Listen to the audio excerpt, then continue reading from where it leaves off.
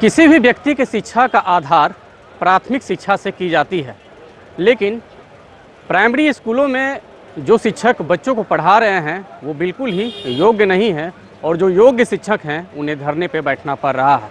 यही वजह है कि बिहार की शिक्षा बदहाल होती जा रही है। जी हाँ, आप देख रहे हैं बिहार न्यूज़ फाइल और इस वक्त हम हैं गर्दनीबाग धरना स्थल पर। हमारे पीछे आप जो बैनर देख रहे हैं ये STET का मामला है। STET 2019 में एक परीक्षा निकली थी जिसे कई युवाओं ने पास किया था, लेकिन और उसका परिणाम पिछले ही साल आ गया था और ये परिणाम आए हुए 1 साल बीत गए हैं, लेकिन अभी तक इन अभ्यर्थियों की बहाली सरकार की ओर से नहीं की गई है। इनकी मांग है कि जो 30,675 मेरिट अभ्यर्थी हैं उनकी नियुक्ति सुनिश्चित की जाए। दूसरी जो मांग है माध्यमिक एवं उच्च माध्यमिक की विज्ञप्ति को जारी किया जाए। बिहार को खुशहाल करो, मेरिट शिक्षक को बहाल करो, बिल्कुल ही उचित मांग है। यहाँ पे सैकड़ों की संख्या में अभ्यर्थियों को धरना स्थल पर बैठना पड़ रहा है और सरकार अपनी डफली अपना राग बजा रही है कि बिहार में शिक्षा का विकास हो रहा है और करोड़ों रुपये का योजनाएं सिर्फ कागज़ पर निकलती है।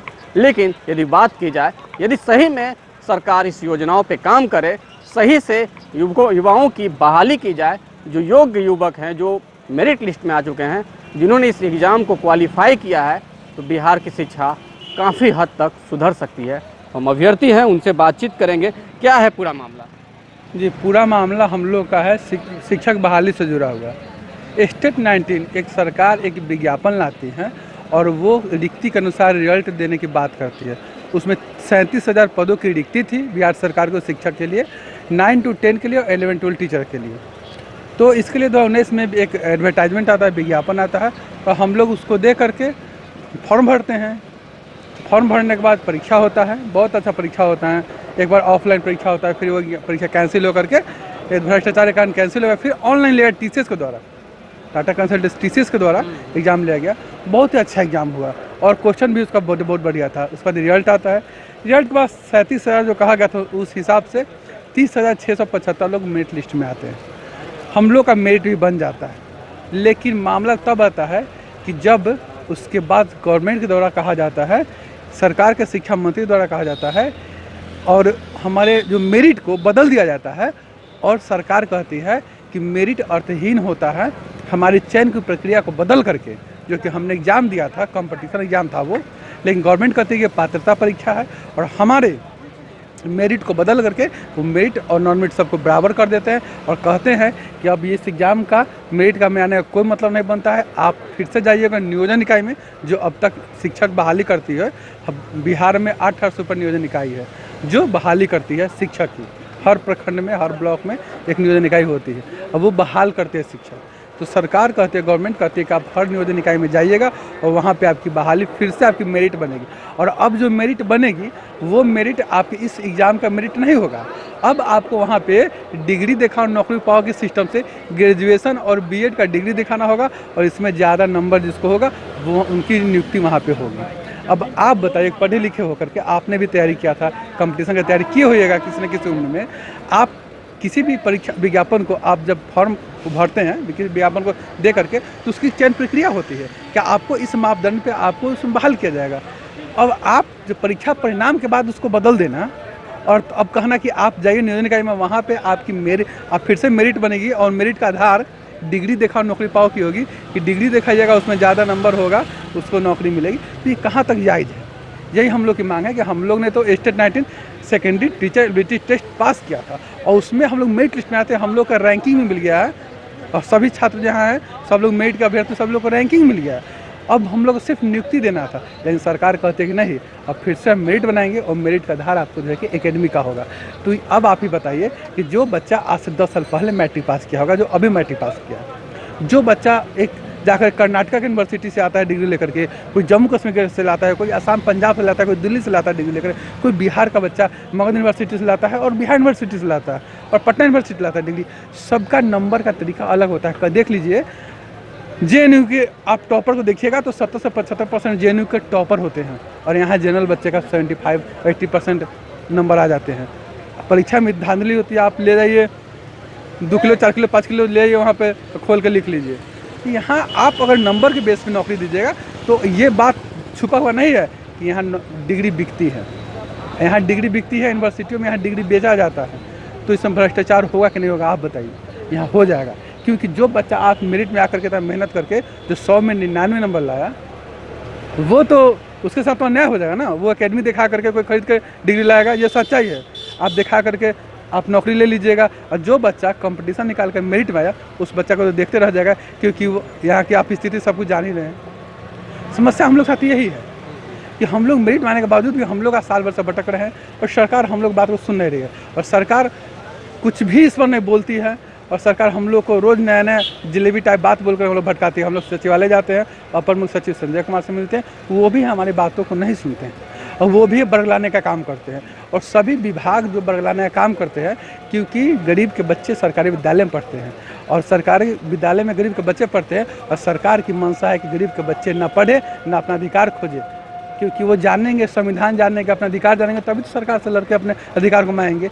तो उनके अधिकार का उनके अधिकार का ये लोग जो है हनन करता है।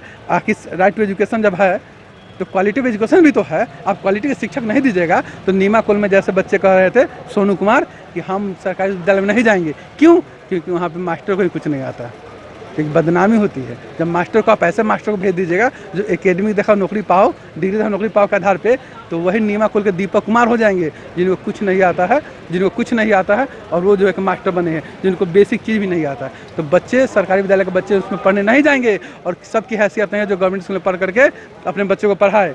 यही हम लोग का आंदोलन का सार है। युवाओं ने दिन रात मेहनत करके ST-AT 19 परीक्षा को पास किया था।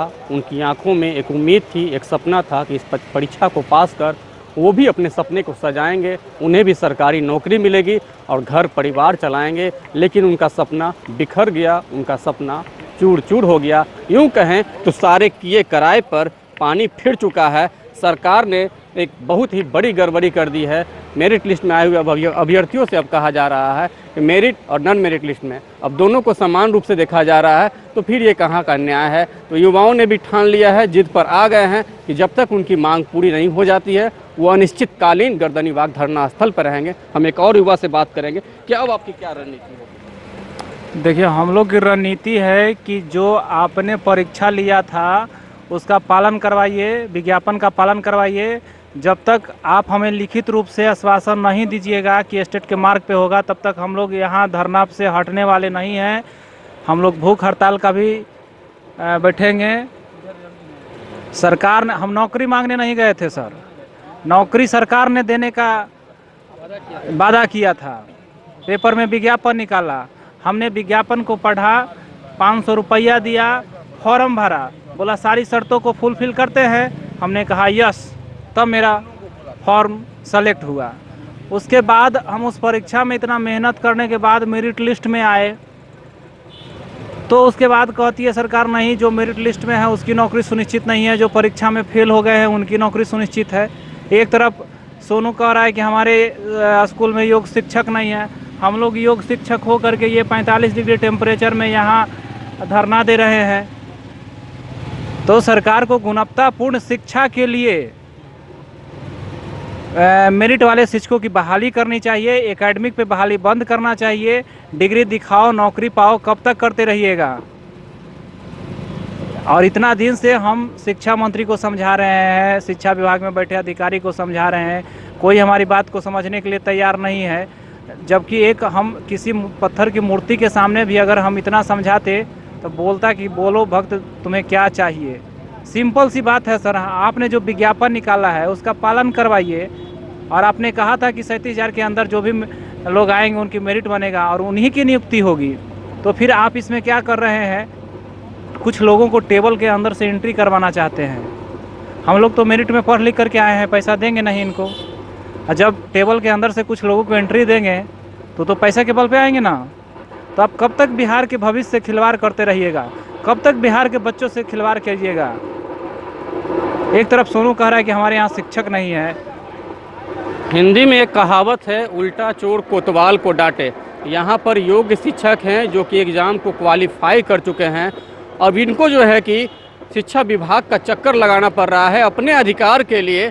ऐसे में आपको हम बता दें कि जिन्हें डिग्री की स्पेलिंग तक नहीं आती है वो प्राथमिक स्कूलों में बच्चों का भविष्य बना रहे हैं और जो योग्य शिक्षक हैं उनका भविष्य अंधकारमय दिख रहा है। उन्हें धरना स्थल पर बैठना पड़ रहा है। उन्हें अपनी मांग उन्हें अपने अधिकार की लड़ाई के लिए इतनी भीषण गर्मी में भी सड़क पर बैठे हुए हैं धरना पर, लेकिन सरकार की कानों पर जू तक नहीं रेंग रही है। तो ऐसे में सबसे बड़ा सवाल बिहार के विकास पर है। बिहार के युवाओं का भविष्य आखिर कौन संवारेगा?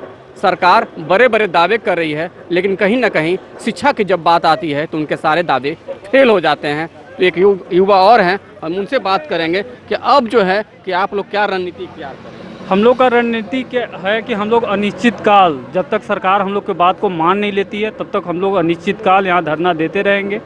क्योंकि सरकार ने हम जिस तरह से हम लोग मेरिट में आ गए थे उसके बाद सरकार ने हमारी जो अपॉर्चुनिटी थी उसको किल कर रही है। इसलिए हम लोग लगातार यहाँ पर धरना पर बैठे रहेंगे जब तक सरकार हमारी बातों को मान नहीं लेती है। और आप लोग को विज्ञापन के बारे में पता ही होगा, स्टेट 19 किस तरह से ये पात्रता के साथ एक तरह से प्रतियोगी परीक्षा था जिसमें उतना ही लोगों को रिजल्ट देना था जितने उसमें वैकेंसी थी। और उसके बाद 30,675 लोग मेरिट में आए। उसके बाद सरकार ने मेरिट और नॉट मेरिट को इक्वल करके सबको नियोजन इकाई में भेजना चाहती है। और हम लोग इसी के खिलाफ यहाँ पर बैठे हुए हैं कि अगर आप ठीक है आप नॉट मेरिट को लेना चाहते हो तो लो, लेकिन स्टेट मार्क्स पे जो विज्ञापन की शर्त थी स्टेट 19 का उसी के अनुसार आप बहाली प्रक्रिया को आगे बढ़ाओ। तो स्टेट के अभ्यर्थी अपने उचित मांगों के साथ धरना स्थल पर बैठे हुए हैं। हम इतिहास उठाकर देखते हैं तो मुझे पता चलता है कि महात्मा गांधी और बड़े बड़े देश के क्रांतिकारी नेताओं ने धरना देकर इतिहास की तस्वीर बदलने का काम किया है। तो अब ये युवा भी हैं, शांतिपूर्ण धरना दे करके सरकार से अपनी मांग मनवाना चाहते हैं। अब आने वाला वक्त ये बताएगा कि आखिर सरकार इनके साथ क्या न्याय करती है। तो इसी तरह की खबर देखने के लिए आप देखते रहें बिहार न्यूज़ फाइल। और यदि अब तक हमारे चैनल को आपने सब्सक्राइब नहीं किया है तो इसे सब्सक्राइब कर लें। धन्यवाद।